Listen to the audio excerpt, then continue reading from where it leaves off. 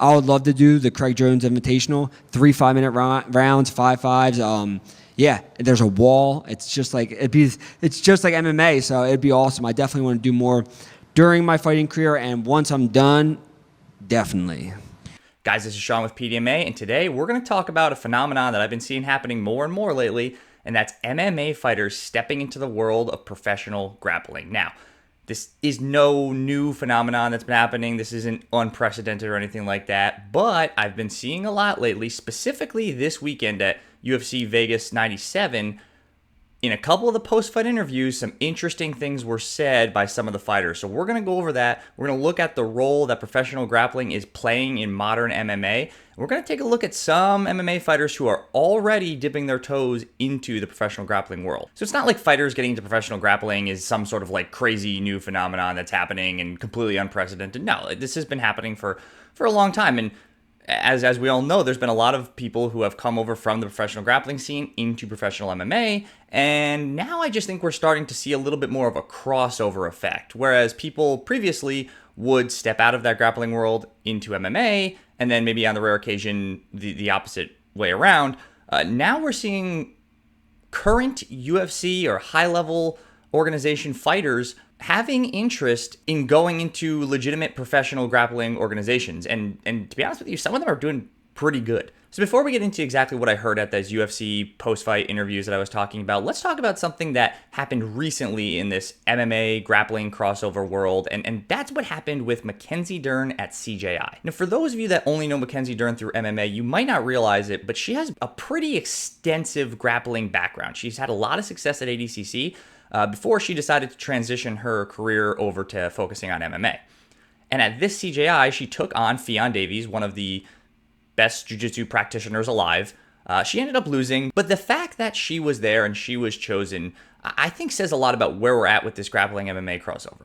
Now, a lot of people out there might be saying, well, she was chosen because she's a popular person in the UFC, and it just made sense for, okay, but there's a lot of popular women in the UFC, and Craig Jones didn't call on just anybody. He called on somebody who has this grappling background, has these grappling qualifications, and that, yes, was able to draw people to watch, but was going to be able to give Fionn Davies a jiu-jitsu match. Keep in mind, too, before she signed on to CJI, she was actually gonna compete at ADCC this year. So Mackenzie was already stepping back into that grappling world, and she just decided this year to do it through the avenue of CJI instead of through ADCC. And I just think that says a lot about where we are at in our sport. Mackenzie Dern doesn't need professional grappling.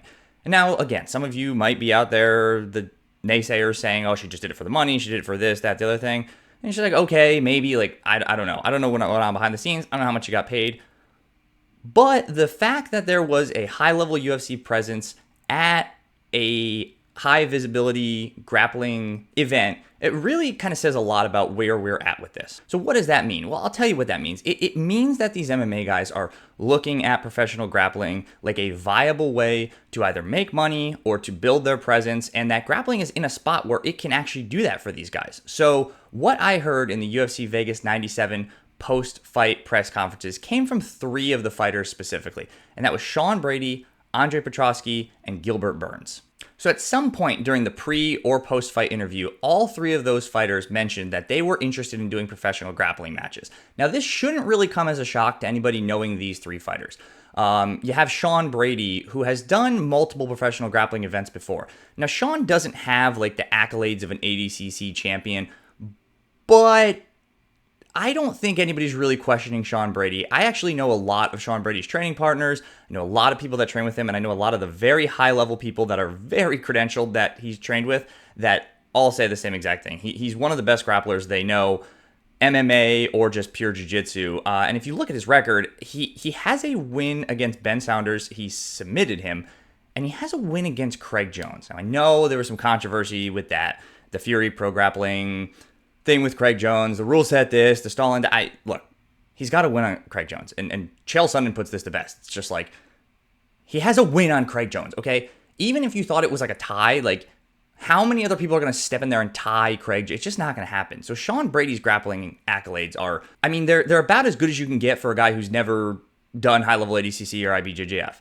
Next, you have Gilbert Burns, and if you want to talk about somebody with accolades, I mean, Gilbert Burns is a multiple-time IBJJF world champion.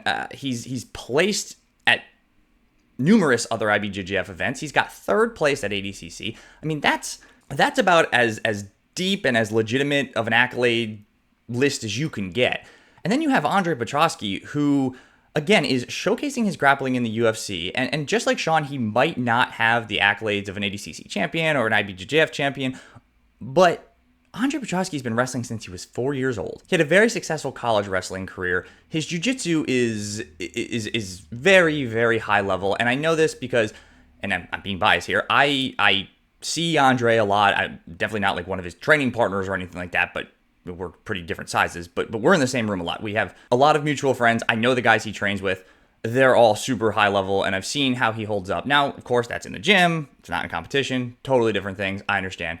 But Andre is also no stranger to the professional grappling world either. He had a match against Rene Souza, and if you don't know Rene his jiu-jitsu is very competition jiu-jitsu. I mean, he's a phenomenal competitor, and Fury put Andre against him. Now, Andre lost. Andre got heel hooked, but it's not like Rene came in there and ran through him. Again, he has proven he can hang with the highest level grapplers in our sport. And again, yes, he lost, but watch that match. It's not like Andre just got dominated. So the reason I sit here and give you all these guys' accolades is because when they're talking about going over into professional grappling in some way, shape, or form, this isn't just like a blind, oh, I'm going to do that. I'm like, no, these are legitimate grapplers who are now talking about entering our sport, the sport of professional submission grappling, and coming from the biggest organization in mixed martial arts. That's important because that takes all those UFC marketing dollars that were dumped into these three guys. And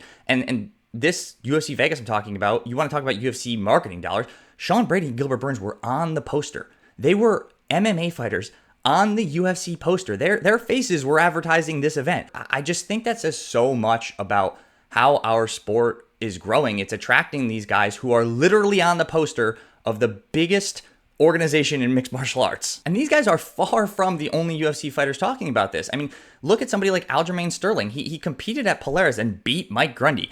Charles Oliveira has been doing like local gi comps in Brazil, which is like, he doesn't have to do that, but he's putting a gi on and he's competing there. And then of course, the one everybody should know about is Demetrious Johnson literally just retired from MMA the other day. And he's still doing IBJJF. He's still competing in the gi. He is still very interested in competing in grappling. And I think having this pathway for these high-level MMA fighters into professional grappling is only going to benefit our sport. Bringing some of these names in there is only going to benefit our sport. Now, we have to hit the pause button here for a second because all I'm talking about is how great this is. I want to make something clear. I'm not saying that we should just be looking to bring pro MMA fighters into professional grappling. That is not at all what I'm saying. I think having this pathway open from high-level professional MMA into professional grappling can benefit us a lot, but it has to be the right people. We can't just be bringing over UFC fighters into grappling competitions. I don't think anybody wants that. I don't think anybody would ever think that that is a good idea. What is a good idea, in my opinion, is having these guys that I just mentioned, everybody that I just mentioned, come over into our sport because they're high-level grapplers. For a long time, the only avenue for high-level grapplers to make a decent living was to go into MMA. Look back, we saw Damian Maia. I mean, you could even look at Royce Gracie. There was no money in MMA at the time, but there was even less money in grappling. So my point here is having this pipeline, having this pathway open for these high-level guys is only going to benefit us. What's also interesting is we're talking about active UFC fighters that are competing, but if you look at somebody like DJ, who I mentioned, Demetrious Johnson, he's now retiring from MMA and going into professional grappling. And that's very interesting to me because what that shows is that there is an alternative path for these grapplers, not just like a side hustle kind of thing. Now, obviously, there isn't as much money in grappling as MMA, and I would never want somebody like Demetrious Johnson to have not done MMA. I think getting to watch Demetrious Johnson do MMA is awesome. We all agree with that.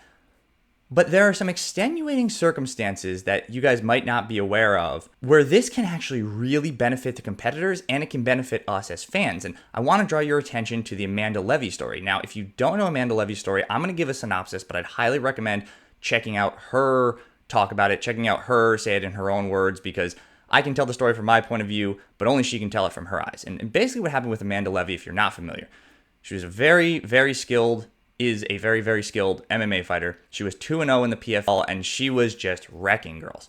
Now, she had a medical issue where she could not get cleared by any commission to fight. So what Amanda did was she said, okay, well, I can't get cleared to fight, but I can get cleared to grapple. And Amanda, if you know her, is a very, very high-level grappler. And again, if you don't know who Amanda Leve is, please look this up. She got an invite to Worlds this year after sustaining a pretty bad injury at West Coast Trials. So make sure you look into that. But somebody like Amanda has this extenuating circumstance where she cannot go into MMA.